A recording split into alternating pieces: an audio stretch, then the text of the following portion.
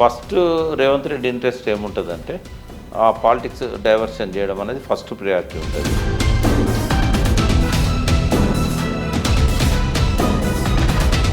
BRS గద్దెలు కూడా ఓటమని ఒక ముఖ్యమంత్రి చెప్పడం అనేది ఆయన ముఖ్యమంత్రి అయ్యేటప్పుడు చేసిన ప్రమాణానికి విరుద్ధం. టీడీపీ పట్ల రాగం వ్యక్తం చేశాడు, బీఆర్ఎస్ పట్ల ద్వేషం వ్యక్తం చేశాడు. అది కూడా ఒక క్రిమినల్ మెంటాలిటీతో చేసిన కామెంట్ అది. సో అయితే ఇది గద్దెలు గుల్లగొట్టమంటే పోలీసులు ఊకుంటారు? గద్దెలు గుల్లగొడితే ఏమైతే ఆ పార్టీ వాళ్ళకి చేతులు నరుకుతారు. ఇలానే కంటిన్యూ అయితే బీఆర్ఎస్ తట్టుకోగలదా?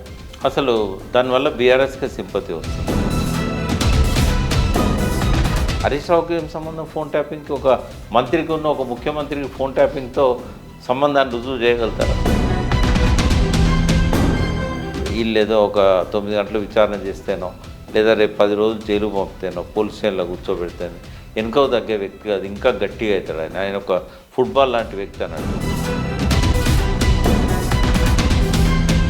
కేసీఆర్ గారు సింహం అడవిలో ఉన్న ప్రజల మధ్య ఉన్న సింహమే. బయటికి జై శ్రీరామ్ అన్నా కూడా వాళ్ళు ఆర్ఎస్ఎస్ విధానానికి వాళ్ళు కట్టుబడి ఉండరు. ఈ అన్ని కారణాల వల్ల బీజేపీ అనేది నెక్స్ట్ ఎలక్షన్లో ఒక 10-15% ఓట్లకు పరిమితం అవుతుంది. చెప్పాలంటే ఏం చెప్తారు సార్ అంటే హరీష్ రావు గారి గురించి? ఎవరైనా రాజకీయ నాయకుడిగా ఉండాలి అని అనుకుంటే హరీష్ రావు ఒక పెద్ద విశ్వవిద్యాలయం, ఓకే, ఆయన నుంచి నేర్చుకోవాలి.